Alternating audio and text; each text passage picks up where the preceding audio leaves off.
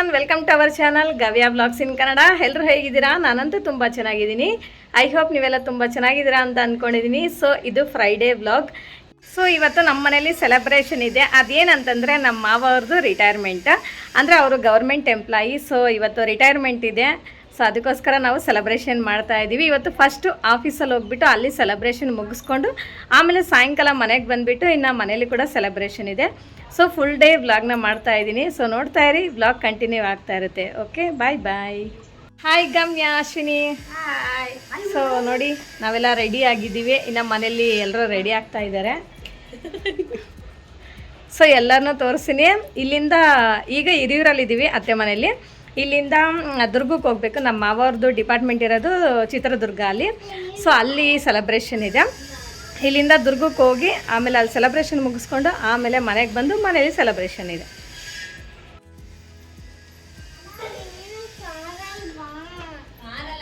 ನೋಡಿ, ನಮ್ಮ ಗಮ್ಯ ಕ್ಯೂಟಾಗಿ ಕಾಣಿಸ್ತಿದ್ದಾಳಲ್ಲ. ಸೊ ಗಮ್ಯ ಕೂಡ ರೆಡಿ ಆಗಿದ್ದಾಳೆ, ಆ್ಯಂಡ್ ಗವ್ಯ ಎಲ್ಲರೂ ರೆಡಿ ಆಗಿದ್ದಾರೆ. ಸೊ ಅವ್ರು ಆಚೆ ಹೋಗಿದ್ದಾರೆ, ಇನ್ನು ಬರ್ತಾರೆ, ತೋರಿಸ್ತೀನಿ. ಗಮ್ಯ ಹಾಯ್ ಮಾಡು.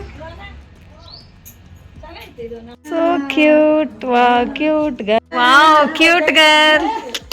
ಇಲ್ಲಿ ನೋಡು ಬಂಗಾರ, ಹಾಯ್ ಮಾಡು. ಹಾಯ್ ಗವ್ಯ. ಗವ್ಯ ಸೋ ಕ್ಯೂಟ್, ತುಂಬ ಕ್ಯೂಟಾಗಿ ಕಾಣಿಸ್ತಿದೆ. ವಾವ್, ನೋಡಿ ನಮ್ಮ ಮಕ್ಕಳು ಎಷ್ಟು ಕ್ಯೂಟಾಗಿ ಕಾಣಿಸ್ತಿದ್ದಾರಲ್ಲ. ಸೊ ಮನೇಲಿ ಎಲ್ಲರೂ ರೆಡಿ ಆಗಿದ್ದೀವಿ. ಇವಾಗ ಆಫೀಸ್ ಹತ್ರ ಹೋಗ್ತಾ ಇದ್ದೀವಿ. ಹಿರಿಯೂರಿಂದ ಚಿತ್ರದುರ್ಗಕ್ಕೆ 45 ಮಿನಿಟ್ಸ್ ಜರ್ನಿ. ಸೊ ನಾವು ಒಂದು 4 ಮೆಂಬರ್ಸ್ ಬಸ್ಸಲ್ಲಿ ಬಂದ್ವಿ. ನಮ್ಮ ಅತ್ತೆ ಮಾವ, ನಮ್ಮ ಹಸ್ಬೆಂಡು ಆ್ಯಂಡ್ ನಮ್ಮ ಮಕ್ಕಳು, ನಮ್ಮ ನಾದಿನಿ ಮಕ್ಕಳು ಎಲ್ಲರೂ ಕಾರಲ್ಲಿ ಬಂದರು. ನಾವು 4 ಮೆಂಬರ್ಸ್ ಮಾತ್ರ ಬಸ್ಸಲ್ಲಿ ಬಂದ್ವಿ. ಕಾರಲ್ಲಿ ಸ್ಪೇಸ್ ಸಾಕಾಗಲ್ಲ ಅಂತ ಹೇಳಿ ಇನ್ನು ನಾವೇ ಬೇಗ ಬಂದ್ವಿ. ಇವಾಗ ಇನ್ನು ಆಫೀಸ್ ಹತ್ರ ಹೋಗಬೇಕು ಅಂತ ಹೇಳಿ ಆಫೀಸ್ ಹತ್ರ ನಡ್ಕೊಂಡು ಹೋಗ್ತಾ ಇದ್ವಿ. ಇನ್ನು ಆಫೀಸ್ ಬಸ್ ಸ್ಟಾಪ್ಗೆ ನಿಯರ್ ಇತ್ತು. ಆಫೀಸ್ ಹತ್ರ ಬಂದ್ವಿ. ಆಮೇಲೆ ಹೋಗಿದ ತಕ್ಷಣ ಊಟ ರೆಡಿ ಇತ್ತು.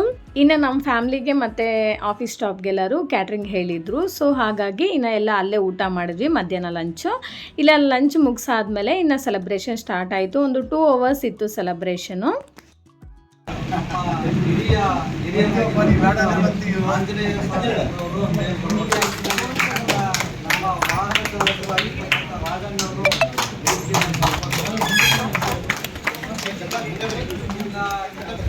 ಕೆಲವೇ ಕ್ಷಣಗಳಲ್ಲಿ ಪ್ರಭಾರಿ DHO ಆಗಿರ್ತಕ್ಕಂಥ ಆರೋಗ್ಯ ಮೇಲ್ವಿಚಾರಣಾಧಿಕಾರಿಗಳಾಗಿರ್ತಕ್ಕಂಥ ಆಂಜನೇಯ ಸರ್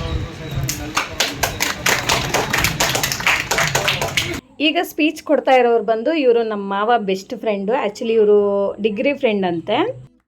ನಮ್ಮ ಆತ್ಮೀಯ ಸ್ನೇಹಿತ 40 ವರ್ಷದಿಂದ ನಮ್ಮ ಜೀವನ ಪಯಣ ಎಲ್ಲಿಯಲ್ಲೇ ಸಾಗಿದೆ. ಇವತ್ತು ರಿಟೈರ್ಡ್ ಇಟ್ಕೊಂಡು ಏನಾದರೂ ಮಾಡಿ ಒಂದು ಕಾರ್ಯಕ್ರಮಗಳು ಮಾಡಬೇಕು ಚಿತ್ರದುರ್ಗ ಜಿಲ್ಲೆಯಲ್ಲಿ ಅಂತೇಳಿ ಹಿರಿಯೂರಿನಲ್ಲಿ ಈ ತಾನೇ ಯೂನಿವರ್ಸಿಟಿ ಬಂದಿರತಕ್ಕಂಥವ್ರಿಗೆ ಸನ್ಮಾನ ಮಾಡಕ್ಕೆ ಬಂದಿದ್ದಾರೆ. ಸೊ ಕೊಟ್ಟಿದ್ದಾರೆ, ಒಳ್ಳೆ ಪೆನ್ಷನ್ ಬರುತ್ತೆ, ಒಳ್ಳೆ ಜೀವನ ಮಾಡ್ತಾರೆ, ಒಳ್ಳೆ ಕುಟುಂಬ ಇದೆ. ಇದರ ಬಗ್ಗೆ ಐಶ್ವರ್ಯದ ಬಗ್ಗೆ ಮಾತಾಡ್ತಾರೆ. ಚೆನ್ನಾಗಿದೆ, ಐಶ್ವರ್ಯ ಚೆನ್ನಾಗಿದ್ದಾರೆ. ನಮ್ಮೆಲ್ಲರ ಆರೈಕೆಗಳೊಂದಿಗೆ ನಮ್ಮ ಜಿಲ್ಲಾ ಆರೋಗ್ಯ ಮತ್ತು ಕುಟುಂಬ ಕಲ್ಯಾಣಾಧಿಕಾರಿಗಳು ಸ್ವಲ್ಪ ನಿಜವಾದಂತ ಇಲ್ಲಿ ಏನೋ ಎಡವಟ್ಟಾಗ್ತೈತಿ.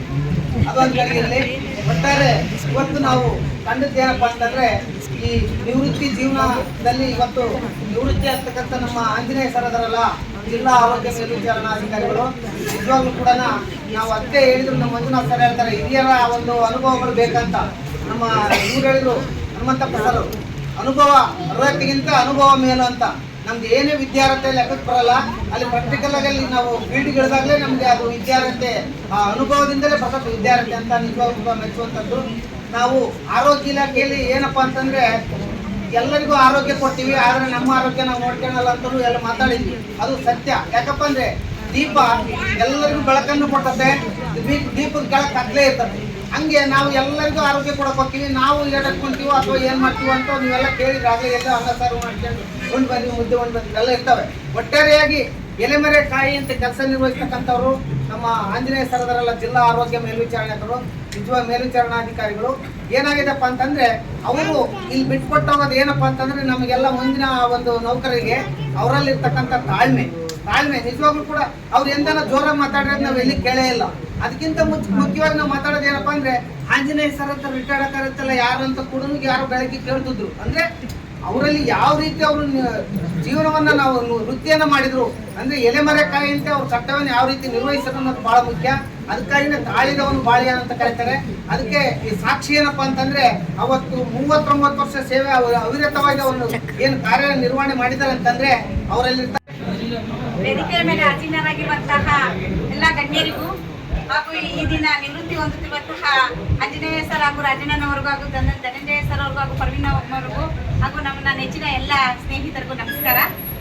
ಸೊ ಇನ್ನು ಎಲ್ಲರೂ ಸ್ಪೀಚ್ ಕೊಟ್ಟಾದ್ಮೇಲೆ ಫೈನಲಿ ಎಲ್ಲರನ್ನೂ ಕೂರಿಸ್ಬಿಟ್ಟು ಸನ್ಮಾನ ಮಾಡ್ತಿದ್ದಾರೆ. ಸೊ ಈ ಮಂತಲ್ಲಂತೂ 4 ಮೆಂಬರ್ಸ್ ರಿಟೈರ್ಮೆಂಟ್ ಇದೆ. ಸೊ ಅದಕ್ಕೋಸ್ಕರ 4 ಮೆಂಬರ್ಸ್ದು ಸೇರಿ ಒಂದೇ ಸಲ ಇವರು ಸೆಲೆಬ್ರೇಷನ್ ಮಾಡ್ತಾ ಇದ್ದಾರೆ.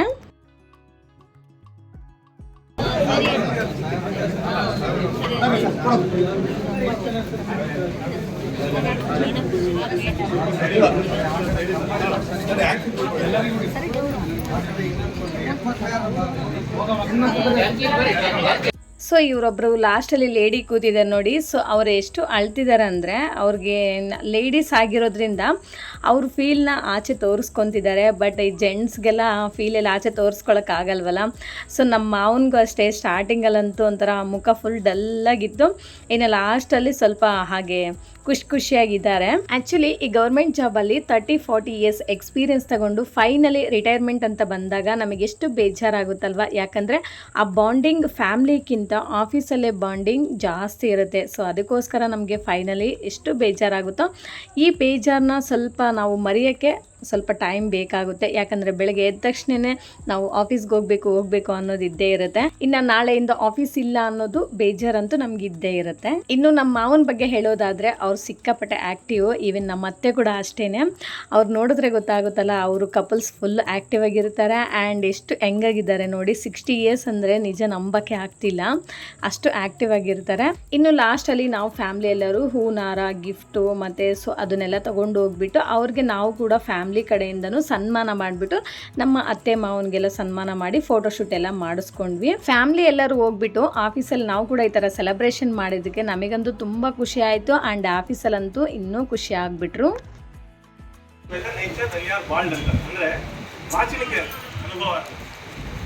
ಯಾವಾಗ ಬಾಚಿನಿಕೆ ನಿಮ್ ಕೈಗೆ ಸಿಗುತ್ತೆ ಅಂದ್ರೆ ನೀವು ಬಾಂಡ್ ಆಗ್ಬಿಟ್ಟಿರ್ತೀರ.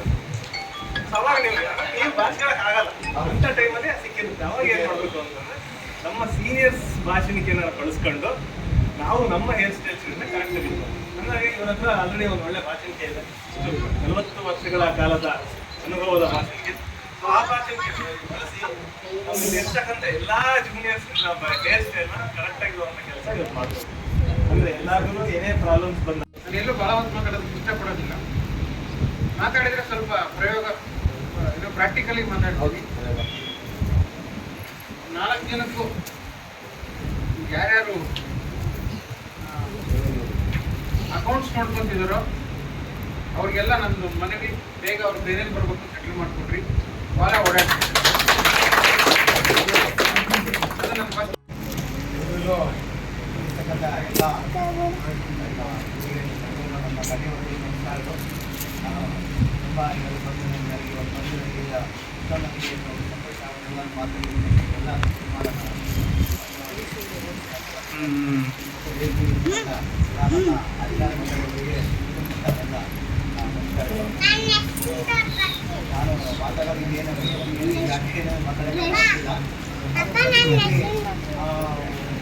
ಇದೆಲ್ಲ ಭಾಳ ಫಸ್ಟು ಈ ಥರ ಇನ್ನಷ್ಟು ಸುಲಭವಾಗಿದ್ದಾಗ ಭಾಳ ಕಷ್ಟಕರವಾಗಿತ್ತು ನಮ್ಮ ಸರ್ವಿಸು.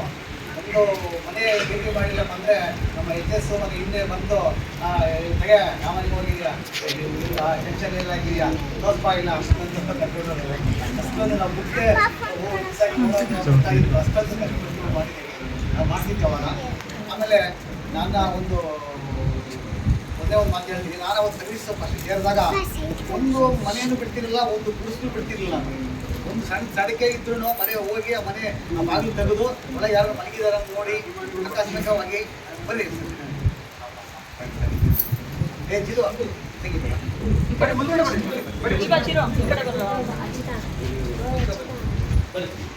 ಅಲ್ವಾ, ಪ್ರತಿಯೊಬ್ಬ ಮನುಷ್ಯ ಯಾರಾದರೂ ಬಡವ ಮಲಗಿದ್ರೆ ಎಚ್ಚರಿಸಿ ನಾನು ಸಾಕಷ್ಟು ನನ್ನ ಸರ್ವಿಸ್ನಲ್ಲಿ ಆ 4 ಮಾತ್ರೆ ಕೋಳಿಕಿನ ಮಾತ್ರೆ ನಿಲ್ಲಿಸಿ ಅವನಿಗೆ ನೀರು ಕುಡಿಸಿ ನೀನು ಆಸ್ಪತ್ರೆಗೆ ಹೋಗ್ಬೇಕಪ್ಪ ಎದ್ದೇಳಪ್ಪ ಅಂತ ಹೇಳಿ ಎಬ್ಬಿಸಿ ನಾನು ಎಷ್ಟೋ ನನ್ನ ಸರ್ವಿಸ್ ನಾನು ಮಾಡಿದ್ದೀನಿ ನಾನು. ಆವಾಗ ನನ್ನ ಆ ಒಂದು ಪುಣ್ಯ ನನಗೆ ಇವತ್ತು ದೇವರು ನನಗೆ ಚೆನ್ನಾಗಿ ಆರೋಗ್ಯ ಕೊಟ್ಟು ಕಾಪಾಡಿದ್ದಾನೆ.